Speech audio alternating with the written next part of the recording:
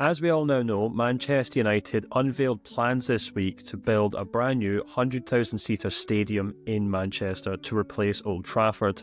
So Jim Ratcliffe has said he wants it to be the most iconic stadium in the world, but I suspect the decision to build a new home for Man United is purely a financial one. In my opinion, Manchester United are taking clear inspiration from Real Madrid here, whose revenue in the last 3 to 4 years has skyrocketed following the renovations of their own Santiago Bernabéu. But as I'll hopefully be able to explain, increasing Manchester United's matchday revenue won't fix all their problems, and in comparison, taking a closer look at Real Madrid's transfer policy and their business model should hopefully underline that their success in recent years is down to far more than just getting more fans in their purple and white seats at the Santiago Bernabéu.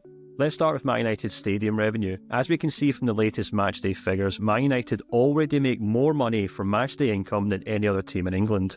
Now, Ratcliffe may hope to dramatically improve that figure, which admittedly has stagnated in recent years, but it's not as if Old Trafford is holding Man United back financially.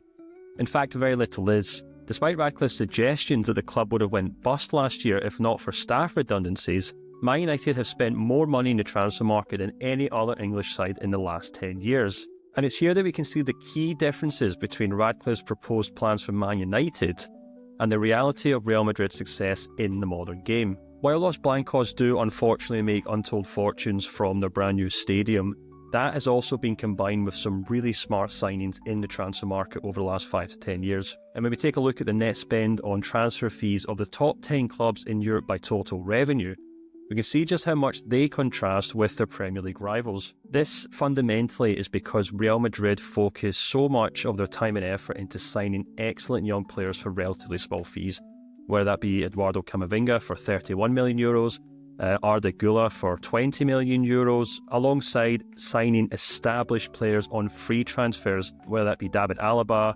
Antonio Rudiger, or most notably Kylian Mbappe. However, this entire business model relies on Real Madrid promising titles domestically every season and a shot at the Champions League each and every year. And most notably, Manchester United simply cannot offer the kind of sporting excellence that Real Madrid have worked up to and spent so much time forging over the course of the last 5 or 10 years. So while Ratcliffe's plans to build a new stadium are certainly aspirational and perhaps they will be iconic, it doesn't really explain how the club hope to get from A to B. And from a financial point of view, it seems rather half-baked at best. And if Man United fans are hoping that Ratcliffe can take them to where Real Madrid are right now, they'll have to combine a new stadium with, perhaps more importantly, sporting success and a far smarter approach to the transfer market.